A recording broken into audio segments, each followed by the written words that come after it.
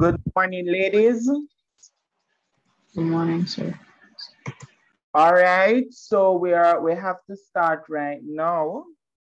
Time is against us. We have 3 weeks, which is 9 classes before the end of before you go off for exams.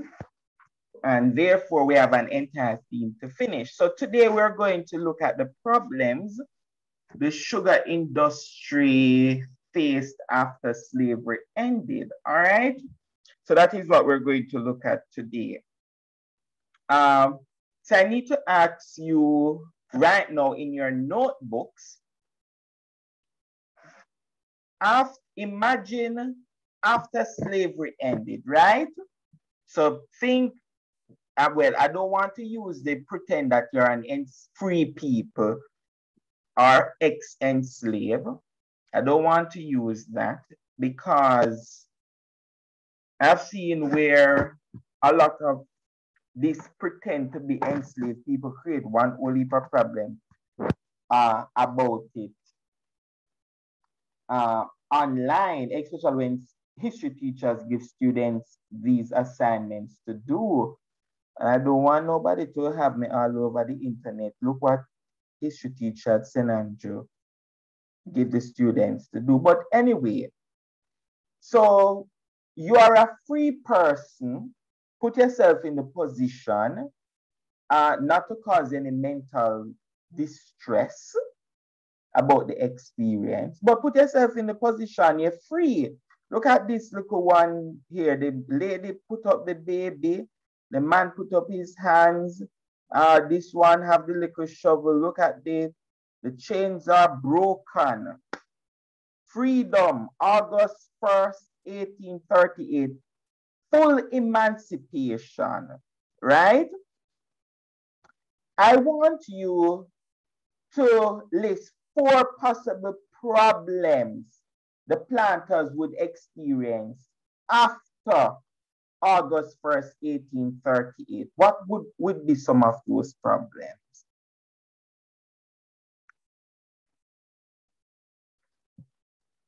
Come on, a reduction in income. Sir, they didn't know how to live on their own. So one, the enslaved people didn't know how to live on their own. All right. So that is one. Sir, I want to explain. Oh, never mind. Go ahead, from Austin. Sir, a lot of sir, we're talking about the slaves or like the planters or everything in general with the sugar. After August, are you asking? Remember, they are not slave. Wait, sir, what are we talking about? They are not slave. No, ladies, we are looking at the period 18. You never listened to my introduction. August. Sir, I wasn't here. Okay. 1st, 1838. What happened here? The enslaved people in the British Caribbean had what? Full emancipation. Full emancipation. Very good. Are they, would you consider them enslaved people? No, sir. No, they are considered free people. Some people call them ex-enslaved. Some people call them former enslaved. They are now free. Free people. Now, my question to you is that you're going to pretend that you're now free. Now it's August the 1st, 1838. You're free. What are some of the problems do you believe that the planters would face, or what are some of the problems you believe that, I wouldn't even to look at the enslaved people, what are some of the planters, what are some of the problems the planters would face? Sir, the workforce that they had before, they wouldn't have it anymore. And so they would not have that workforce again. Very good. Sir, a reduction in income, sir. Reduction in income. Very good. Corey? Sir, they wouldn't have cheap labor anymore. They'd actually have to pay whites to work for them. So they would have to pay for their labor force. Go ahead for me, Miller. Sir, they would also lose money because not only do they have anybody working for them anymore, they would now have to be paying people to do the work for them. Very good. Excellent. So everybody is on track. Where is Thor? Sir, I know you don't want me to give my Lovely, sir. answer, Just know as soon as I raise my hand, you remember my name. Sir, they'd also have to know, because they'd have to pay these people, they're also gonna have to source other labor. So for example, so have to source like outside of this, because they're gonna be free people who don't want to come back and work on the plantations. They're gonna go out and find their own way. So they're good as they lose these people, they're gonna have to find other resources and possibly find other means of income, because they don't have the large labor force they once had. Wow, everybody sounds so brilliant this morning. That is good. No, I can't just forget about teaching this topic and just go into we call it now past papers. Sir. Correct? Sir, don't kid yourself. Mr. Hall. Go ahead for me. No, man. Sir, I was asking if this is one, sir. Sir, because they had to find more money to pay more persons, sir. There was a lot of money owed to banks. That is true. That is part of it. Yes, you're correct. Very much so. Mila, you have another point? Oh, sir. Wait, what Austin just said, their debts increased, right? Yes, they are going to be indebted because they owe money to banks. Oh, sir, and the sugar is going to decline because, sir, they have no workers, and then we have to pay, and then them in debt, so they don't have anybody to do it, and they don't know how to do it themselves, or they won't do it themselves. Sir, can you hear me? Yes, very good, very good, very good, very good. No, so excellent point, ladies. Excellent. I love it. Now, I would have already looked at this new concept. Once you're dealing with, once you reach the topic adjustments, or you're going to the exam and you're dealing with adjustments, that theme, if you decide to do it in the exam, it is a very nice theme. You don't use enslaved people. They are not enslaved anymore. They are free people. So why students always want to keep the former enslaved people as enslaved? Come on. Bob Marley say emancipate yourself from mental slavery. And you need to emancipate yourself when you are writing about the new freed people or renewed freed people, right? You refer to them as former enslaved, ex-enslaved, or freed people. Go ahead for me, Archer. I answered my question. I was going to ask if I should refer to them as those terms when I'm writing about them. Yes, that is what you do when you're writing about them. You don't say enslaved people are this are slave. No, they are no longer slave. Once August the 1st, 1838 arrive, they are now freed people, free like a bird. Still have problems, but they are still free. Go ahead for me, Miller. So you're talking like the whole paper, like you don't say enslave at all, or you mean for this specific topic? So all the questions that they usually ask you is about either the problems that the sugar industry faced after slavery, what were the experiences of the free people. But even in my experience as a teacher, sometimes students are writing what are the new occupation of the enslaved, the freed people. In their writing, they said the one new occupation of the enslaved people is the fishing. When that is wrong, because they are not enslaved anymore, they are freed. Not say you can't use slave, but if you're talking about making a link to the period before slavery ended, then you refer to them as slaves or enslaved, but not after 1838. All right, ladies, let us look at a timeline where we are at now. So we know Christopher Columbus arrived 1492, then the Europeans came, they settled. By the 1600s, the Africans came.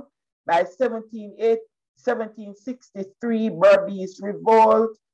1791, the Haitian had their rebellion. 1804, the Haiti declared their independence. 1807, British stopped the slave trade. 1861, the Barbados slave revolt. By 1823, you have amelioration proposal and the Demerara revolt. And by 1831, you had the Jamaica slave revolt. 1834, big Emancipation Act. Then the period of apprenticeship started. And we had full freedom in 1838. Full freedom, 1838, right across the British West Indies, not the Spanish territory, not the Dutch territory, not the United States, not Canada. Canada should be in it, yeah. Not the United States, not Brazil. Full freedom, 1838, British Caribbean. Now, let us continue. Problems. So one of the first problems that the planters is going to face is that they are going to have a labor problem. And you already mentioned it, because that's why I believe that you are ready for this exam like never before. I can see all the grade ones. You are ready. Because I'm not even teaching topic yet and the verse on the topic ready.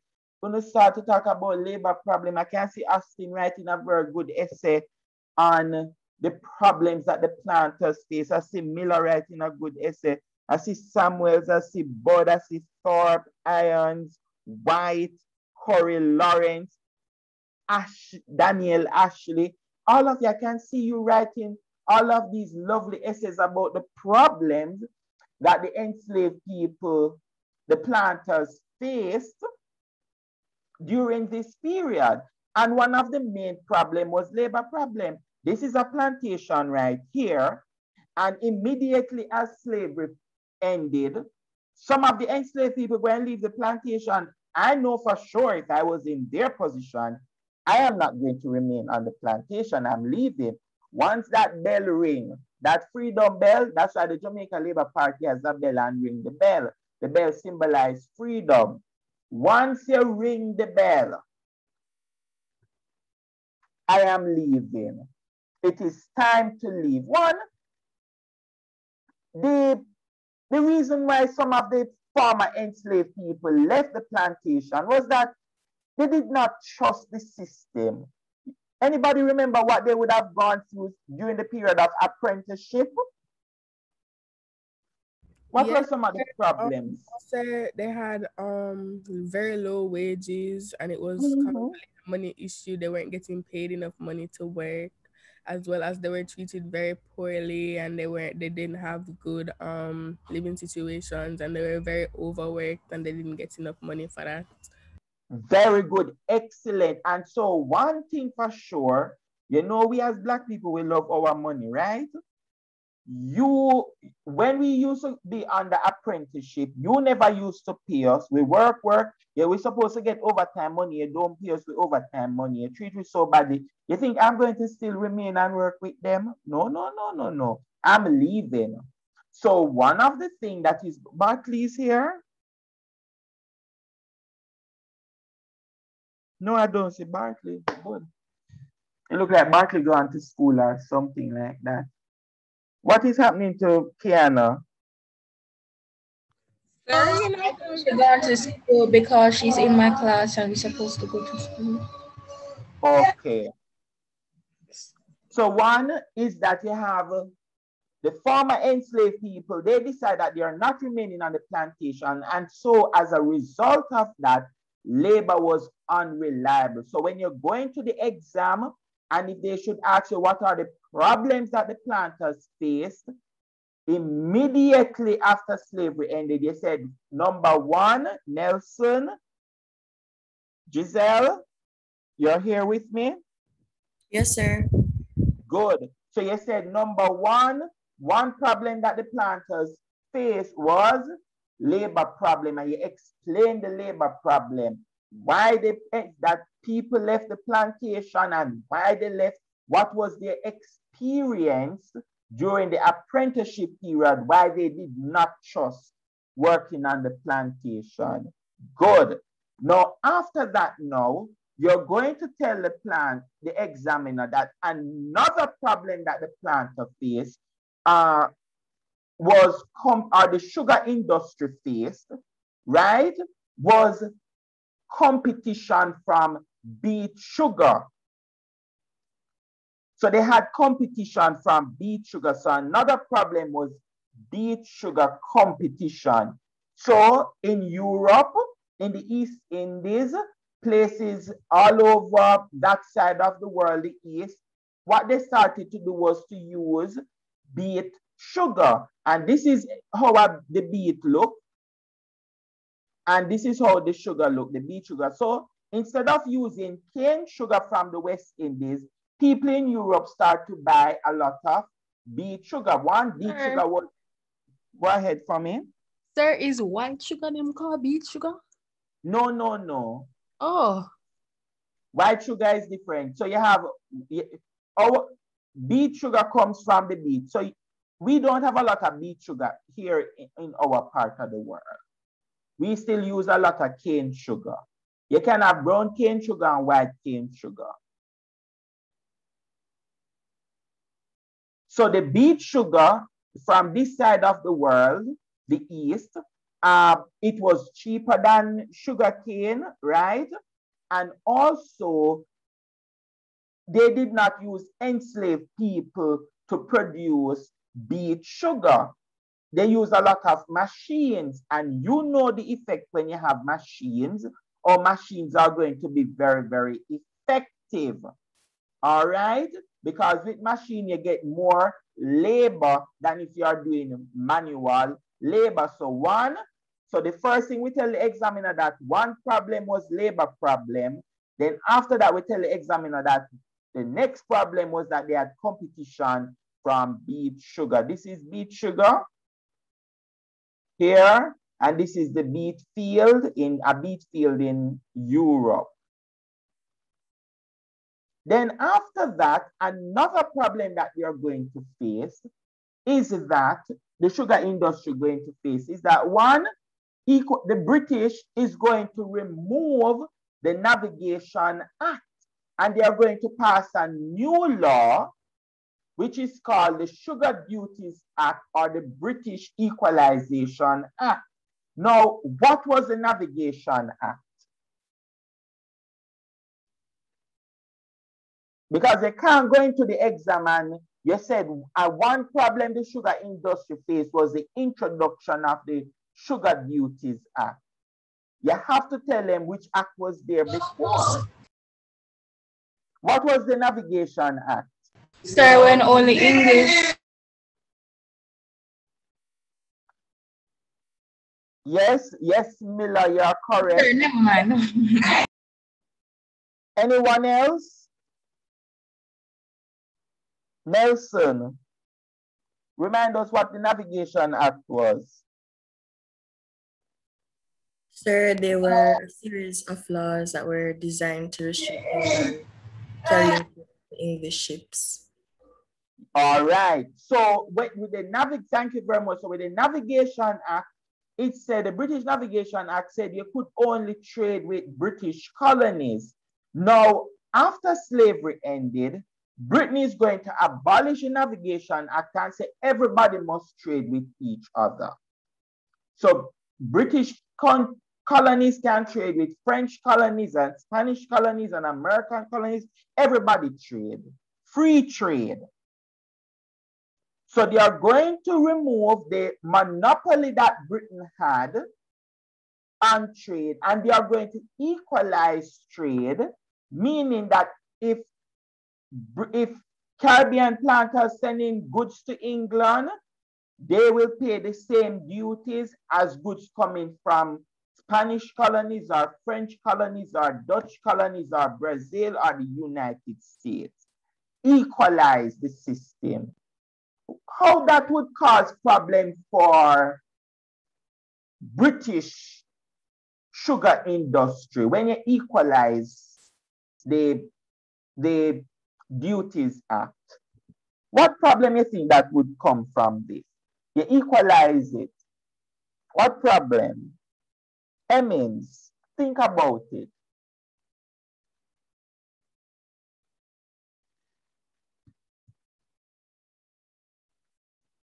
Sir, that meant that everybody had to pay the same amount of money.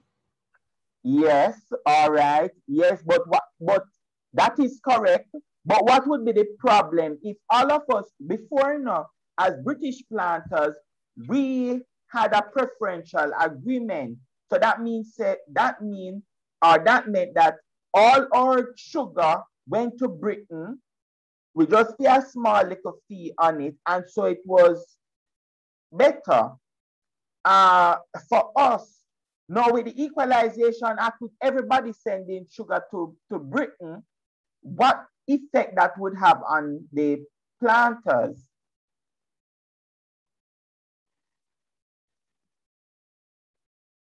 What effect?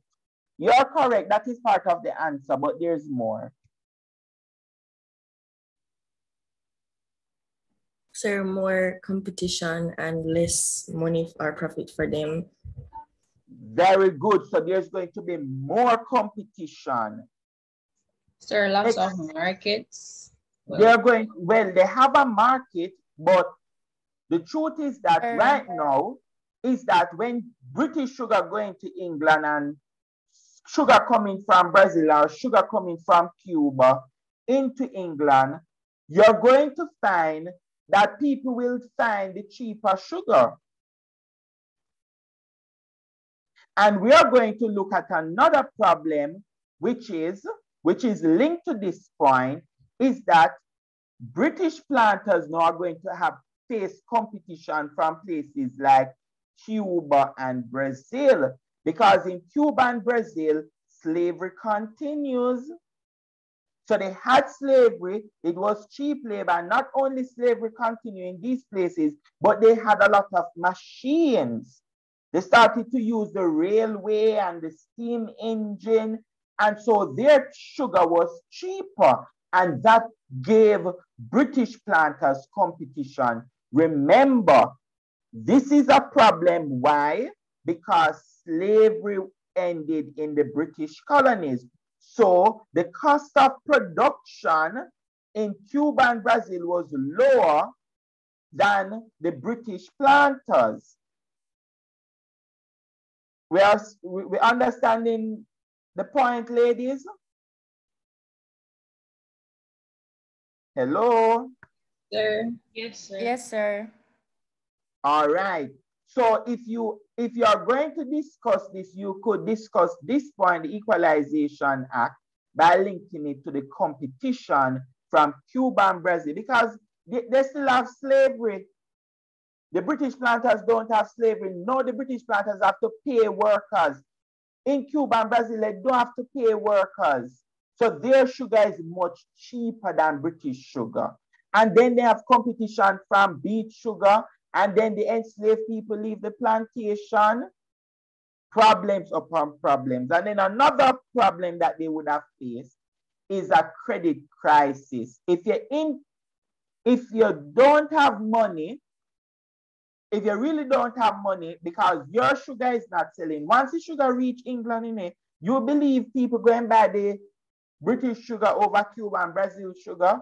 Brazil is way larger than the Caribbean combined, the British Caribbean combined. Cuba is the largest territory, everybody using slave labor, and their sugar going into England. You see three sugar: Cuba sugar, British Caribbean sugar, Brazil sugar. You look at the price, you realize that Cuba and Brazil cheaper, you're going to leave the British sugar on the shelves. So that's a problem. And so their sugar is not selling, and people really not going to want to purchase their sugar. So the planters are going to have serious problem, financial problem. and nobody's going to want to give them any money. So they have lack of capital. Your business not viable, nobody not buying from you. We're not going to lend you any money. You're going to remain in bankrupt, right? And then another thing is that territories like Barbados, Jamaica, and Antigua, those territories, their soil would have been exhausted because they would have been planting sugar from as early as the 1700s. And so as a result of that, what is taking place here is that the quality of their sugar coming from places like Barbados and Jamaica is not as rich as the sugar coming in from Cuba and Brazil. This is the cane sugar. Then, more problem, natural disaster. You have hurricane and earthquake and all of these different stuff affecting the sugar industry. And you give example. So these would have stopped production. A hurricane happened in 1831 in Jamaica, Antigua, that would have caused a problem. By 1834, again, they had another hurricane. 1835, another hurricane. Hurricane upon hurricane, destroying the sugar crops. Problems. And then not only that, you have to talk about all in the British Caribbean, they never use a lot of machines. They still, up after slavery ended, they still using donkey to carry donkey and horses and cow and all of these different stuff to transport goods. While in Cuba and Brazil, they are using railways. And they are using steam engine. Although Jamaica was the first place to implement the railway, but they had a lot of rail stations in Cuba and they start to use a lot of the steam engine there. So these are some of the problems that they would have faced during the problems the sugar industry would have faced. The sugar industry would have faced after slavery ended. Now, if you have a problem, you need to find a solution. Solution, sir? Yes, if you have a problem, you need to find a solution, and that is correct. There are several different solutions that you're going to find. Now, the first thing, and so this is how they do it in the exam. One, sometimes they ask you about the problems that the sugar industry face and what are the solutions that they're going to take. Now, the first solution I wanted to mention, if they ask you about solution, Daniel, Ashley, Bud. So the first thing you could say is that one of the solutions that to solve the problems of the sugar industry was the griping method. So the griping method, what that involves, one, you're going to complain. You're going to complain, you're going to complain, you're going to complain, you're going to write letters, you're going to write books. Go ahead for me, Miller. Oh, sir, I was giving a solution. All right, go ahead, give me the solution. Sir, alternative labor force. Yes, so alternative labor force is one. All right, we're going to where it is.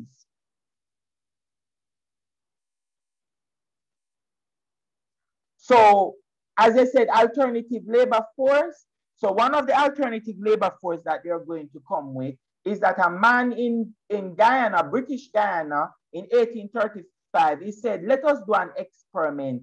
And this is called the Gladstone experiment. And he said, listen, we need laborers because people live in the plantation. We don't have enough workers.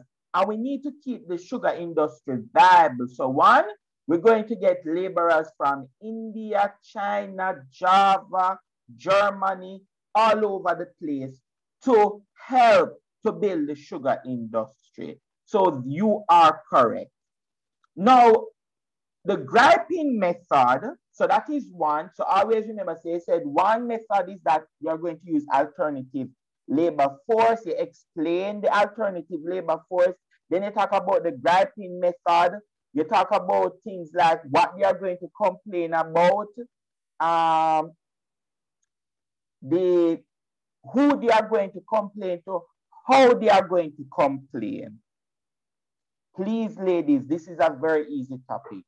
Then another solution is that if Cuba and Brazil and even those in Europe using machines, we are also going to use machines.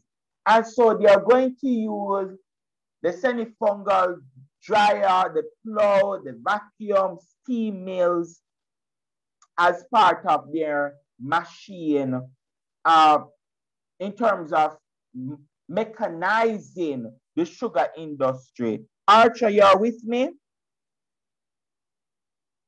Archer is here? Archer? Archer, look like she's gonna watch TV. Sarp, you're here with me? No, sir, I didn't go use the bathroom, sir. Can you repeat what you said? All right. So I was saying that what they're going, so one solution is the griping method. They are going to complain.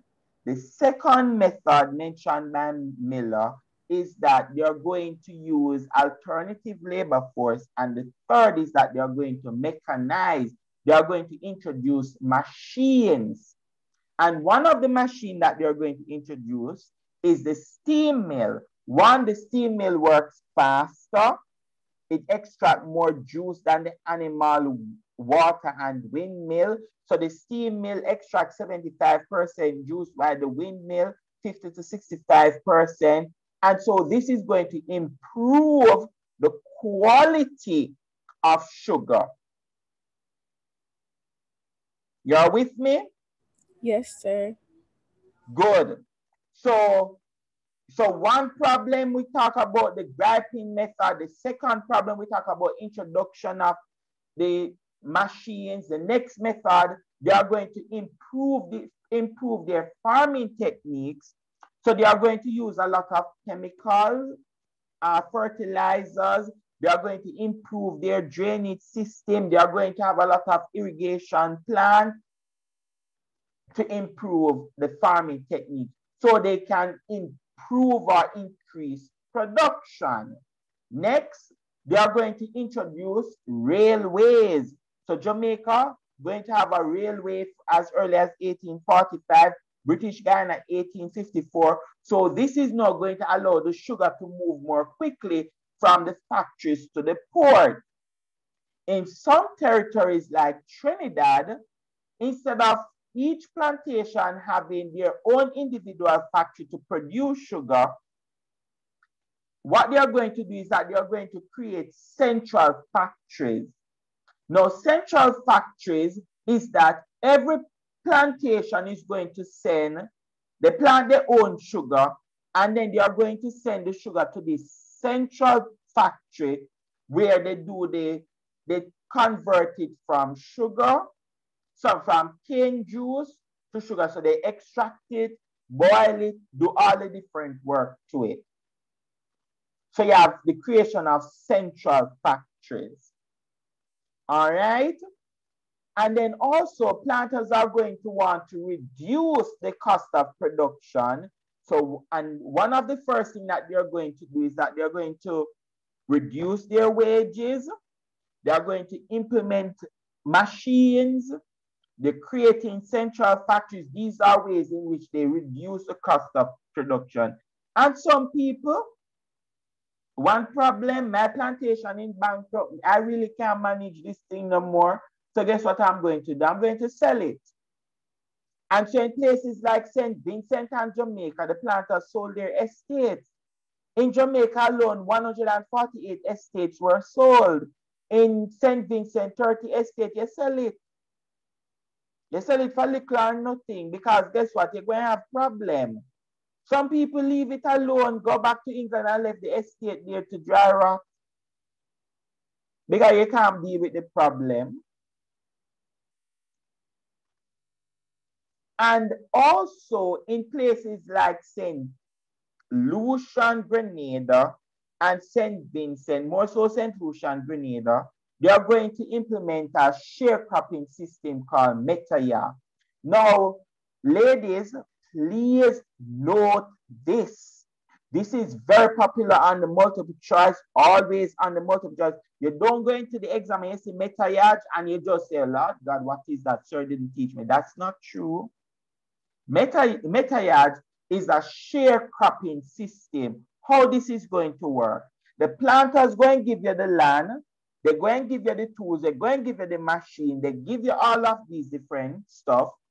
You work the land for free, but when the crop comes, you share the crop. You take a portion and you give the planter a portion. Sharecropping. Following, ladies? Yes, sir. Very good. God is good with us. Very good. I love how we are moving. Now, and then we would have discussed immigration. Now, two other solutions to their problems is that they're going to have local funding. So, for example, the local government in Barbados, they are going to give money to repair the roads so sugars can transport freely. And then we're going to set up agricultural society. And agricultural society is going to help us with training and share information on how to improve your crops and all of these different stuff. All right, good. So one thing that we look at, problems they face immediately after slavery. The sugar industry faced after slavery. The next problem, the next topic we look at was solutions. So we look at problems and we look at solutions. Osborne, Gabriel Osborne, you are with me?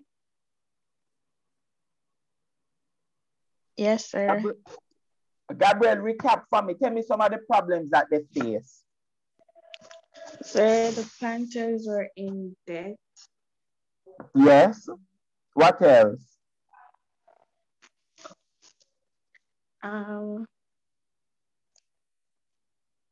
They would get competition from Cuba and Brazil.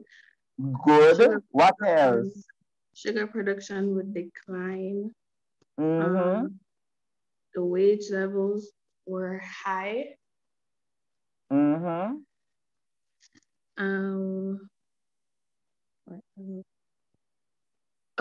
And there was a shortage of labor. Since they were treated so badly, no one would want to work for them anymore because they know they wouldn't pay them good wages.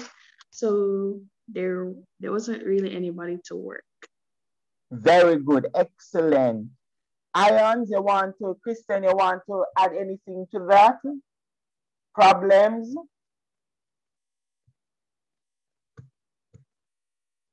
Christian, you're here? Hello? Christian, going to watch TV. Haley? Or maybe her mic's not working and she's typing. Haley? Yes, sir. Yes, tell us some of the problems. Okay, sir. So, go ahead.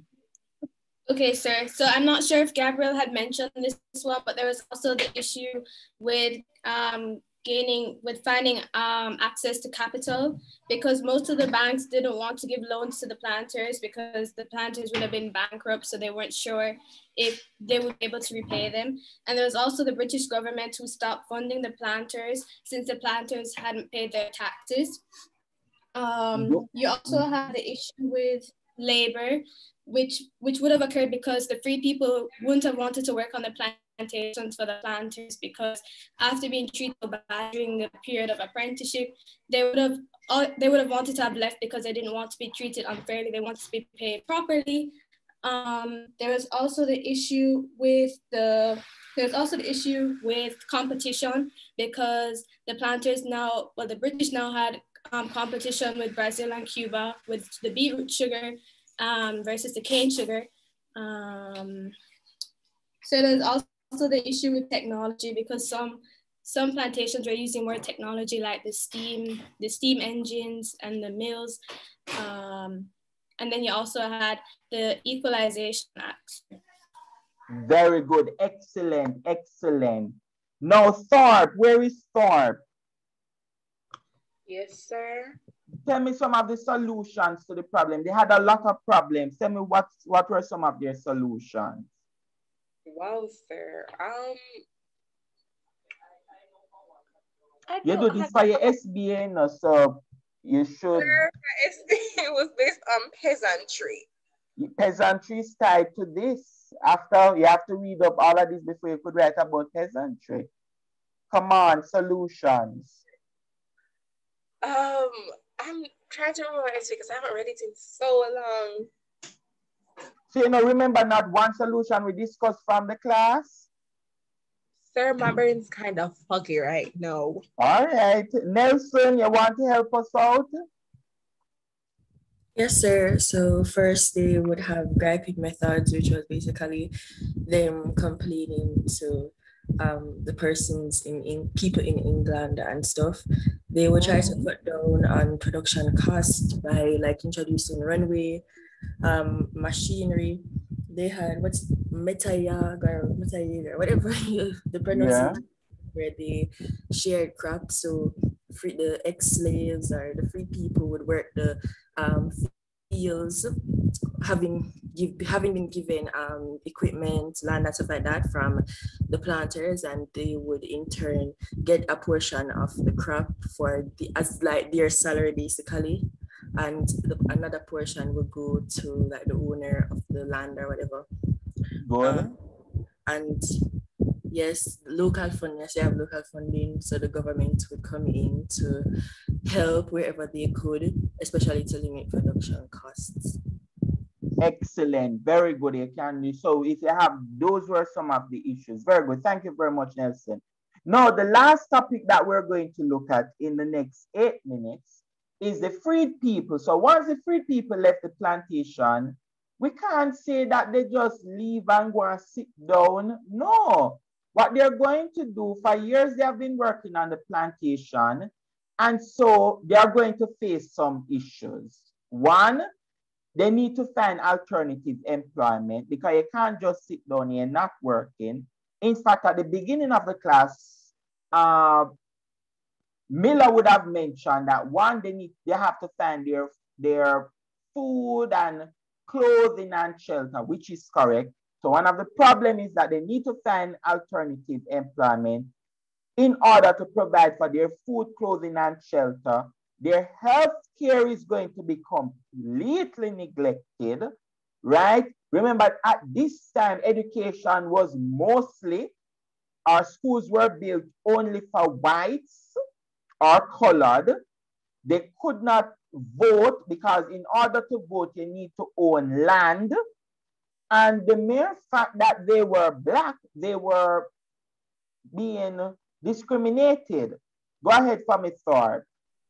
Okay, sir. Now we get to a point where Carrie can speak. So in terms of alternative employment, clearly, because some of them did not want to go back on the plantation, and those who went back on the plantation, the money that they were making still wasn't enough to provide for them. So they turned to peasantry. Due to the decline of sugar, they actually started making cash crops. These cash crops, the profit they made from creating cash crops, allowed them cash crops, which also included like callaloo and ground provisions as well. Yes.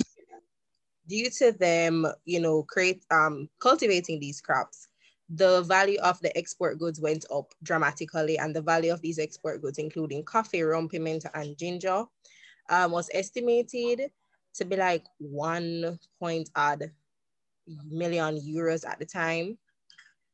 and they were able to sustain themselves due to the fact that they were buying this. So they strengthened the internal marketing system. They increased the value of ground provision because they were providing it. And so in them finding their own employment, they actually helped to build the Jamaican economy because they were right. Thank you very much. 1 second. Let her go to Curry. Curry. Sir, it's more of a question. Sir, when Carol mentioned cash crops, sir, Yeah. this is a bit far back, but in Caribbean economy and slavery, when they were talking about protective crops that kept like the coffee and all that stuff up, sir, would it be equivalent to the cash crops or different? The cash crop would include coffee, cotton, ground provision like yam, banana, all those little stuff. Okay, sir. Yes, you're correct. And so I want to look at some of the things that they're going to go into. So one, they're going to have retail trading, make sure. So one is that we're going to, the former enslaved people is that they're going to go to the, what you call it now? They're going to go to the wholesale, they're going to buy the goods, they're going to make shops and they're going to sell. So you sell pound of sugar, half a bread, quarter bread, this. So you have your little shop. So we're going to, and that's where shop come, the corner shops, that's where it derived from. After slavery ended, former enslaved people established those small shops and the rum bar. You have a little rum bar where people come listen to music, dance, they can move their foot, drink little rum, go home drunk. Yes. The next thing is the huckstering or peddlers. They go around and they sell fruits and vegetables. You're going to have new skilled workers because enslaved people not going to, well, the planters not going to bring in any, what you call it now, any clothes for you. You have to now buy your clothes. So clothing. So guess what is going to happen? You're going to have dressmakers and tailors and shoemakers, right? Then another thing that people going to go into is fuel, where they're going to burn the wood to make charcoal, what we call coal today, and firewood and all of these different stuff. They're going to sell it. And then a lot of the former enslaved people or newly freed people, they are going to work on the ports. And as Thorpe said, most of them are going to go into peasantry, which is like a subsistence farming. You plant a little things and then you go and you sell it. So you plant your arrowroots, you plant your cotton, you plant your spices, you plant little tomato in the yard. You know that the tomato is for you, but you're going to sell some of those tomatoes. You go around and you say, tomato, tomato. Or if when I was growing up, you used to have the broom man, broomy. All of these different stuff, cocoa, coffee, banana, vegetables. And some people going to go into fishing. Some are also going to become helpers, right? And then another thing that is very popular is that the middle class in the day used to have these nice females go around. This is a picture from 1819 Jamaica, where this lady is right here. She's washing. You have washer woman, right? We don't have washer woman. I don't know if we still have it now in Jamaica. You have washing machine and all of these different stuff. And you see this lady going around selling her yam and this look like, I don't know what fruit. This look like squash. But this is a 1890, but this is yam. She's going around selling her yam. And here, these are the bananas ready for sale. So for sure, they found alternative employment. They found employment in other areas. All right. So ladies, God is good. We just did 3 topics, which is supposed to be for 3 classes in one. Yes, that's what we do. Yes. So each topic was supposed to be one class? Yes. Sir, what you expect that time and you'd already send us something to read? So I know last week I gave you the booklet and I said to you to read page this to that. No, problems is one. Problems is one class. Solutions is one class. And alternative employment is another class. That's all it's supposed to, but time is against us. So you just did 3 in 1. Very good. So, sir, what's the next thing we have to do? So tomorrow, what I want you to do is before you come to class tomorrow, read up on free villages and peasantry, because free villages, we usually do free villages in about 2 weeks, and we are going to do free villages in 1 class tomorrow.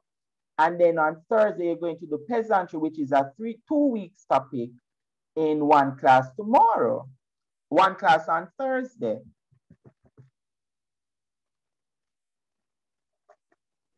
Okay, sir. Yes. So please go and read. Ladies, I sent you the material. I sent you the past papers. I sent you the book. Read it and just start to make a notation. Please, please, please. We have to finish this topic. We can't take with time because guess what? After today, we just have 3 and 3, 6, 7, 8. 8 classes. 8 out of the 9 remain. All right, ladies, enjoy the rest of the day. See you tomorrow when we look at free villages. Bye, sir. I will ensure that I read over my essay for tomorrow's class. Thank you very much. This was what I did. So, you know, can't come and embarrass myself. Like what you do today, right?